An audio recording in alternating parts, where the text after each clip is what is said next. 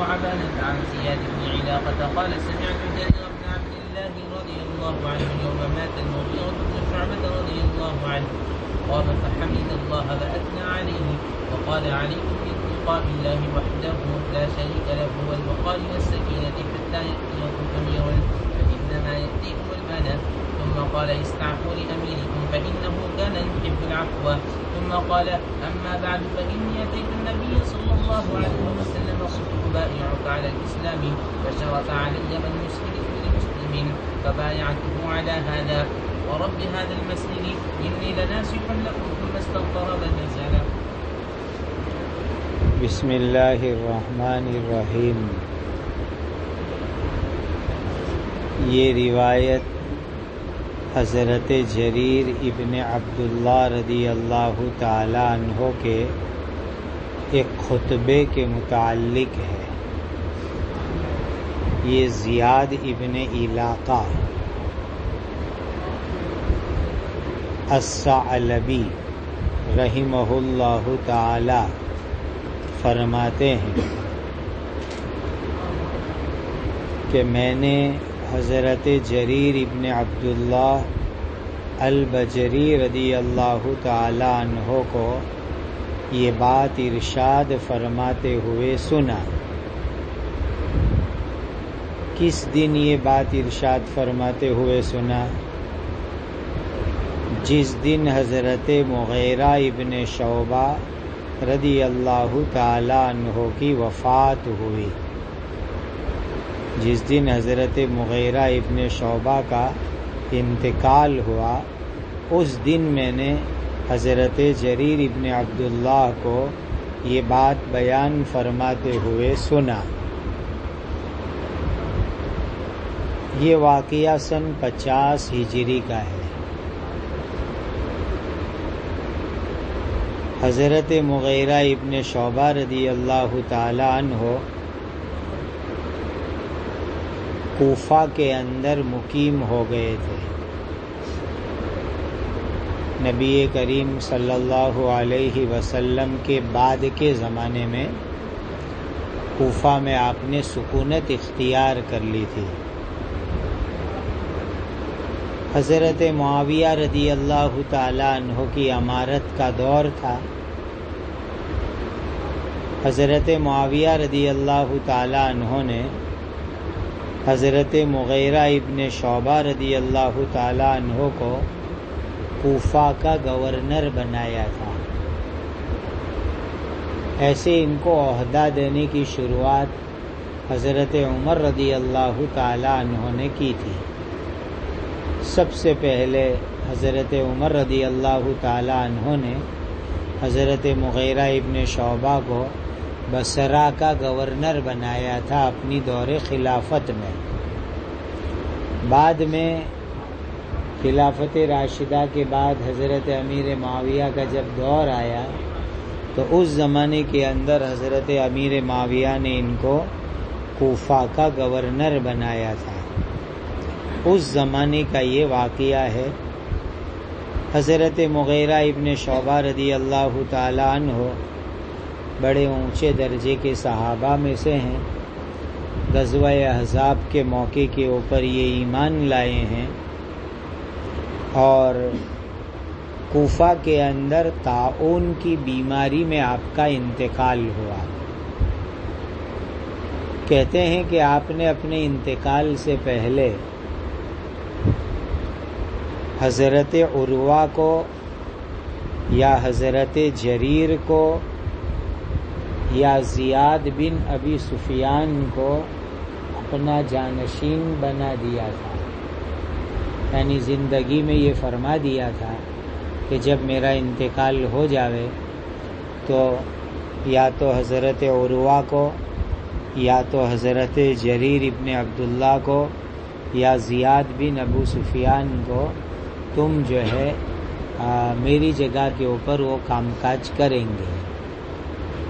یہ بھی ہو سکتا ہے کہ حضرت مغیرہ رضی اللہ تعالی عنہ نے اپنی حیات میں اپنا نائب ڈیپیوٹی کا منصب حضرت جریر کو سونپا کہ بھئی آپ یہیں رہتے ہیں کوفہ میں تو آپ میرے ساتھ نیابت کیجئے.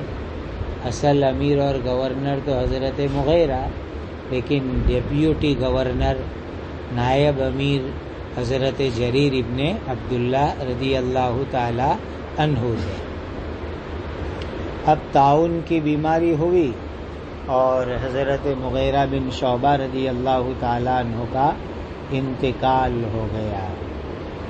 عام متن یہ ہوتا ہے کہ جب کسی امیر کا انتقال ہوتا ہے تو خلفشار ہوتا ہے، شورش ہوتی ہے، ہنگامہ برپا ہوتا ہے، فتنہ فساد کھڑا ہوتا ہے.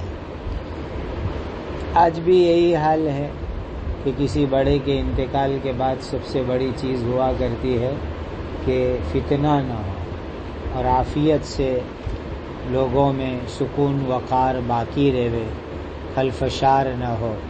تو ایسا ہی ہوا کہ حضرت مغیرہ ابن شعبہ رضی اللہ تعالیٰ عنہ کا انتقال ہوا تو خطرہ تھا کہ کچھ انتشار ہوئے، فتنہ ہوئے، اسی لیے کہ ایک تو امیر کی وفات اور دوسرا یہ ہے کہ مقام ہے کوفہ جو فتنوں کا مرکز. مشہور جملہ ہے الکوفی لا یوفی، یعنی کوفی لوگ جو ہے وفاداری نہیں کرتے بلکہ غداری اور شورش ہی کرتے ہیں. یہ مشہور جملہ ہے مورخین کے نزدیک. تو شورش اور فتنوں کا مرکز بھی وہی کوفہ رہا ہے. تو ایک تو امیر کا انتقال ہوا اور مرکز بھی کوفہ، اسی لیے جو ہے انتشار کا بڑا خطرہ لاحق تھا. تو حضرت جریر ابن عبداللہ رضی اللہ تعالی عنہ نے نیابت کا حق ادا کیا اور فوراً ایک جامع خطاب فرمایا، تقریر فرمائی لوگوں کو سنبھالنے کے لیے، کنٹرول کرنے کے لیے. جیسے کہ نبی کریم صلی اللہ علیہ وسلم کا جب وصال ہوا تو حضرت ابوبکر صدیق رضی اللہ تعالیٰ عنہ نے مسجد نبوی میں خطاب فرمایا اور لوگوں کو آپ نے سنبھالا، کنٹرول کیا. بالکل اس طرح یہ حضرت جریر ابن عبداللہ رضی اللہ تعالیٰ عنہ نے حضرت مغیرہ کے انتقال کے بعد خطاب فرمایا. یقول یوم مات المغیرۃ، حضرت مغیرہ کی وفات ہوئی. یوم مات المغیرۃ بن شعبۃ، یہ مقام تھا کوفہ کی جامع مسجد کا. کوفہ کی جامع مسجد میں آپ نے واعظ فرمایا. حضرت جریر رضی اللہ تعالیٰ عنہ نے قام، واعظ کرنے کے لیے کھڑے ہوئے. فحمد اللہ، اللہ کی حمد و ثنا کی. معلوم ہوا کہ واعظ شروع کرنے سے پہلے اللہ کی حمد و ثنا کرنا یہ سنت طریقہ، اس کے بعد واعظ اور تقریر شروع کی جاوے. فحمد اللہ و اثنا علیہ، اللہ تعالیٰ کی حمد و ثنا کی. وقال، پھر تقریر شروع کرتے ہوئے فرمایا علیکم باتقاء اللہ وحدہ لا شریک لہ، اے لوگو تم ایک اللہ تعالیٰ سے ڈرنے کو لازم پکڑو جس اللہ کا کوئی شریک نہیں ہے. یعنی اللہ سے ڈرو، خلفشار مت کرو، شورش مت کرو، ہنگامہ مت کرو، فتنہ برپا مت کرو، اور جو ہے ایک اللہ تعالیٰ سے ڈرو جس اللہ کا عبادت میں کوئی شریک نہیں ہے. والوقار، اور تم وقار کو لازم پکڑو. والوقار اس کا تعلق بھی علیکم کے ساتھ ہے کہ تم وقار کو لازم پکڑو، یعنی حلم، بردباری کو تم لازم پکڑو، اور امارت کے مسئلے کے اندر ہنگامہ کھڑا مت کرو. یہ جو وقار کے لیے فرمایا، یہ اسی لیے فرمایا کہ مسئلہ امارت کے اندر ہنگامہ کھڑا مت کرو، یہ ہنگامہ کھڑا کرنے کی چیز نہیں ہے. والسکینۃ، اور سکون کو لازم پکڑو، یعنی سکون کے ساتھ رہو، ہنگامے فتنے برپا مت کرو. یعنی سب سے بڑی فکر یہی ہوتی ہے کہ بھئی اب کس کو امیر بنایا جائے، کس کو گورنر بنایا جائے، کس کو ذمہ دار بنایا جائے. تو یہ مسئلہ حل ہوگا. ابھی آپ لوگ سکون اور وقار سے رہیے، شورش برپا مت کیجیے، ہنگامہ مت کیجیے، اطمینان سے رہو. حتیٰ یأتیکم امیر، یہاں تک کہ تمہارے پاس امیر آ جاوے، یہاں تک کہ تمہارے پاس امیر آ جاوے. کیا مطلب امیر کے آنے کا؟ حضرت مغیرہ رضی اللہ تعالیٰ عنہ کی جگہ پر دوسرا امیر تمہارے لیے طے کر کے آ جاوے، وہاں تک تم سکون اطمینان کے ساتھ رہو. بعض حضرات کہتے ہیں کہ اس جملے میں انہوں نے اپنی ذات کو مراد لیا، یعنی میں باقاعدہ امیر بنا دیا جاؤں، وہاں تک تم لوگ سکون اور وقار سے رہو. اور حضرت مغیرہ نے ان کو اپنا نائب بنایا ہی تھا، اصل کا انتقال ہو گیا تو اب نائب ان کی جگہ پر آ جائے گا. اور بعض حضرات کہتے ہیں کہ زیاد کا نام تھا، بعض عروہ کا بھی نام لیتے ہیں. فَإِنَّمَا يَأْتِيَكُمُ الْآنَ، امیر ان قریب آنے ہی والے ہیں، امیر صاحب ان قریب آنے ہی والے ہیں. یعنی حضرت امیر معاویہ رضی اللہ تعالیٰ عنہ کو جو امیر المؤمنین ہے، جب اطلاع ہوگی کہ کوفہ کے والی کا انتقال ہو گیا تو وہاں جو ہے مرکزی حکومت سے کسی کو امیر طے کر کے وہ بھیج دیں گے، اور وہ امیر جو ہے آ ہی رہا ہوگا. گویا کہ اس زمانے کے اندر بہت تیزی سے مسئلہ امارت کو حل کر دیا جاتا تھا. دیکھیے نبی کریم صلی اللہ علیہ وسلم کے وصال کے بعد بھی آپ کی تجہیز اور تکفین کے اندر تاخیر ہوئی، لیکن پہلے مسئلہ امارت کو طے کر دیا گیا. حضرت ابوبکر صدیق کو امیر بنایا گیا اور انہوں نے منصب امارت سنبھالا، اور اس کے بعد تجہیز و تکفین ہوئی. اتنا اہم ہوتا ہے امارت کے مسئلے کو طے کرنا، اور پھٹافٹ نمٹا دے تو اس میں خیر ہے. لمبا نے گئے تو پھر شورش اور فتنے بڑھ جاتے ہیں.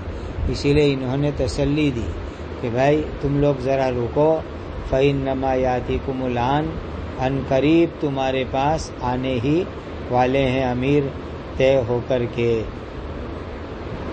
کہتے ہیں کہ حضرت امیر معاویہ رضی اللہ تعالیٰ عنہ کو جب اطلاع پہنچ گئی کہ حضرت مغیرہ کا انتقال ہو گیا تو انہوں نے زیاد کے نام پر خط لکھ دیا تھا کہ زیاد تم کوفہ کی گورنری بھی سنبھال لو، تم کو میں کوفہ کا گورنر بناتا ہوں، طے کرتا ہوں. لیکن وہاں سے باقاعدہ حکم نامہ جاری ہو کے آ جاوے، اتنی دیر کے لیے تم تھوڑا سا انتظار کر لو. کیونکہ وہ زمانہ اتنا فاسٹ کمیونیکیشن کا نہیں تھا کہ فوری جو ہے واٹس ایپ پر میسیج آ جاوے یا فون آ جاوے. اس لیے کہا خط آ رہا ہے، امیر آ رہا ہے، انتظار کرو. یہ آپ نے جو ہے نصیحت کی لوگوں کو، اور حلم سکون وقار کے ساتھ رہنے کی ترغیب عطا فرمائی. ثم قال، پھر آگے خطبہ جاری رکھتے ہوئے ارشاد فرمایا، استعفوا لأمیرکم، تم اپنے مرحوم امیر صاحب کے لیے عفو درگزر کا مطالبہ کرو. باب استفعال میں طلب فعل کا معنی ہے.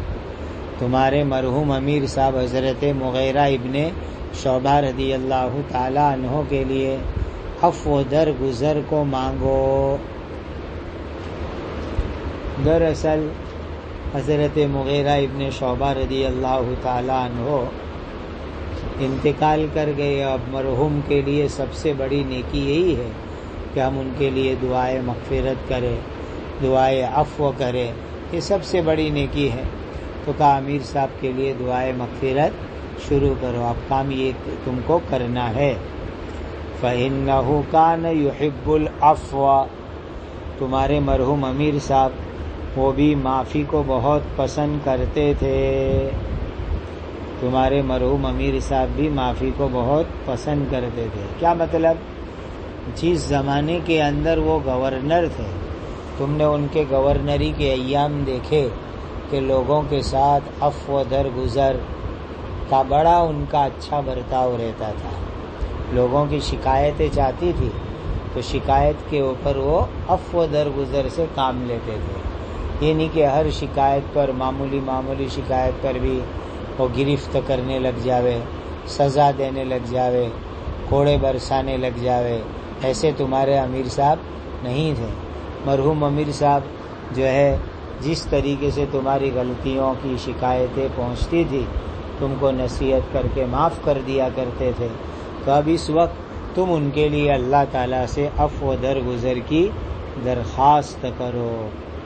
بہرحال انسان جس طریقے سے دوسروں کے ساتھ برتاؤ کرتا ہے اللہ کی طرف سے بھی اس کے ساتھ ویسا برتاؤ کیا جاتا ہے۔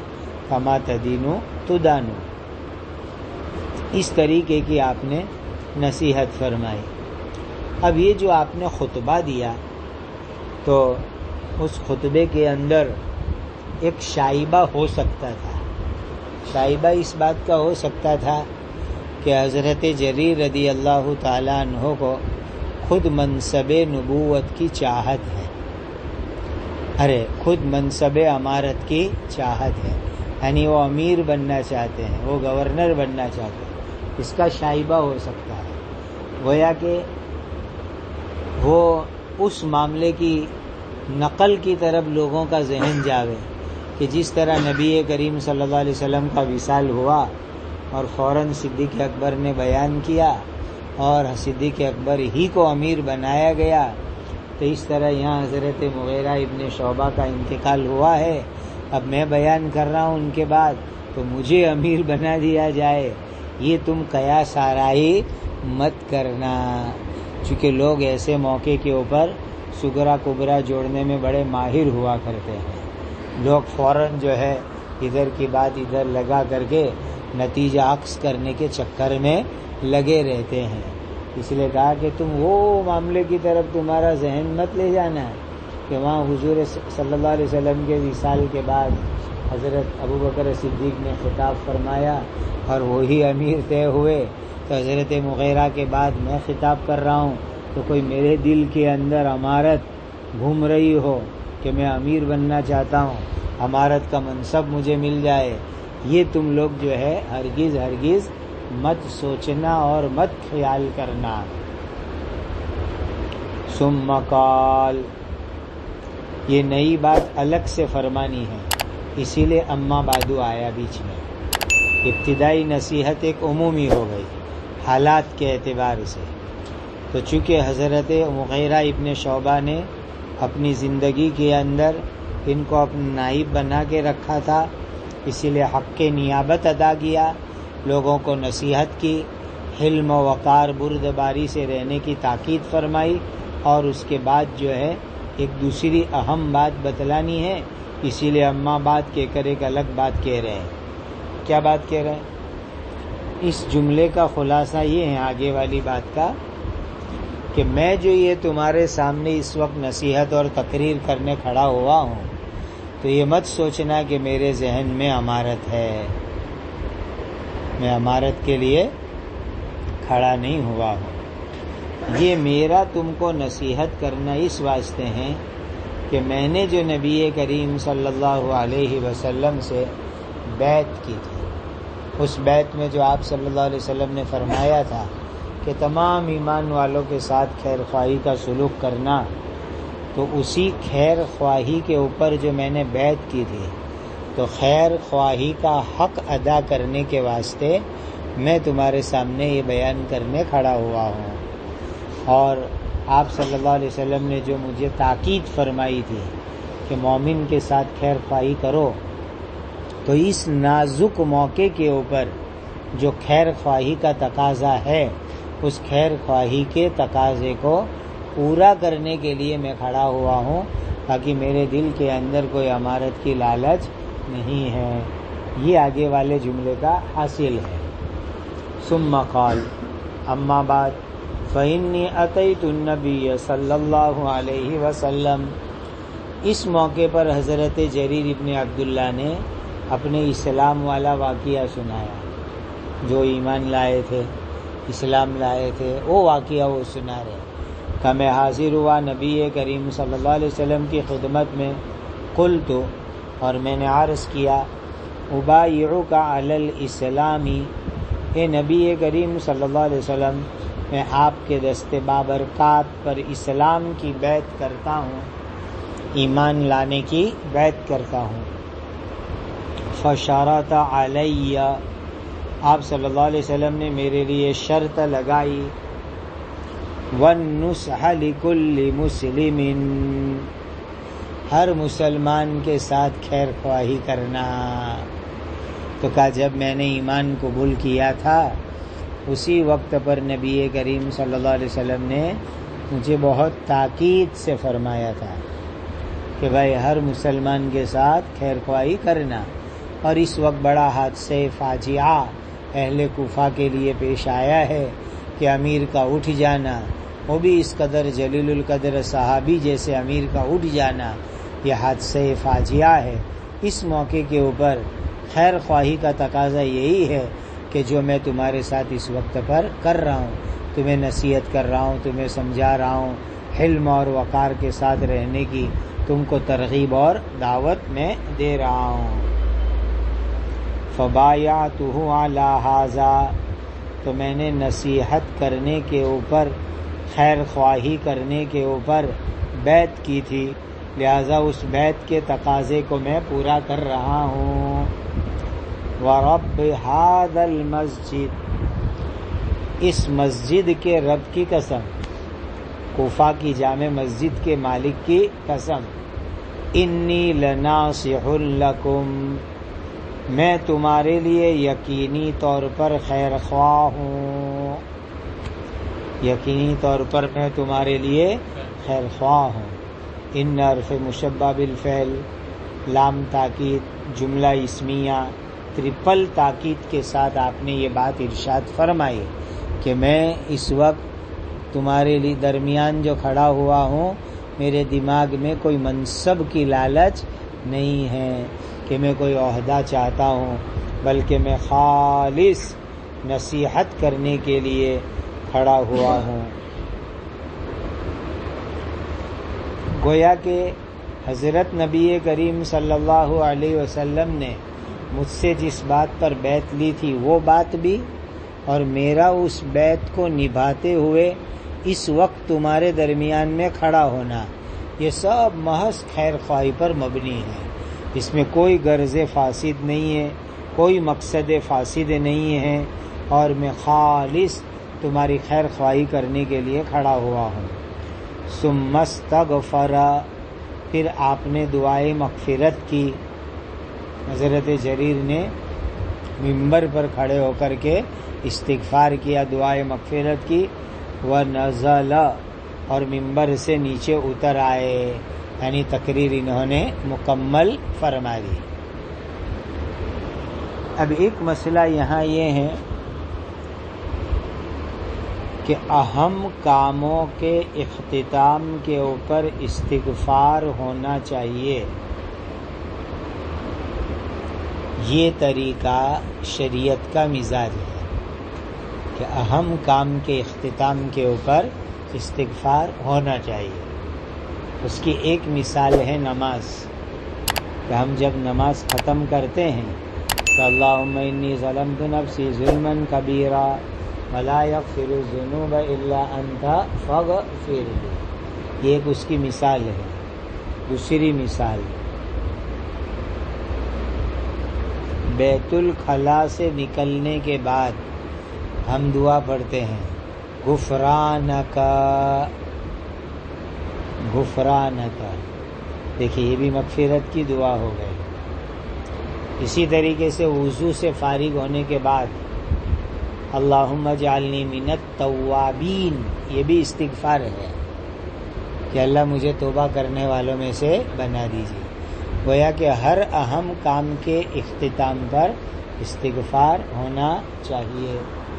اور آپ نے مشکات شریف میں حدیث پڑھی ہے کہ نماز سے فارغ ہونے کے بعد نبی کریم صلی اللہ علیہ وسلم 3 مرتبہ استغفار کرتے تھے، اور وہاں راوی حدیث کا بیان ہے کہ 3 مرتبہ استغفار کا مطلب ہے استغفر اللہ استغفر اللہ استغفر اللہ، کہ آپ صلی اللہ علیہ وسلم کا معمول تھا ہر نماز کے بعد 3 مرتبہ استغفار کرنے کا۔ لہذا یہاں حضرت جریر رضی اللہ تعالیٰ عنہ نے بھی یہ نصیحت کرنے کا اہم ترین کارنامہ انجام دینے کے بعد استغفار کیا۔ ہو سکتا ہے کہ اس استغفار کے اندر سب کچھ شامل ہو، مرحوم امیر صاحب کے لیے استغفار، اور اپنی بات میں کوئی کمی کوتاہی ہوئی ہو اس کے اوپر استغفار، خود کے لیے اور حاضرین کے لیے استغفار، یہ سارے احتمالات اس استغفار میں ہو سکتے ہیں۔ اس سے بعض شرائع حدیث نے ایک نقطہ نکالا ہے کہ زمانے ایمان کا اختتام یہ بھی استغفار کا متقاضی ہے۔ زمانے ایمان کا اختتام یہ بھی استغفار کا متقاضی ہے۔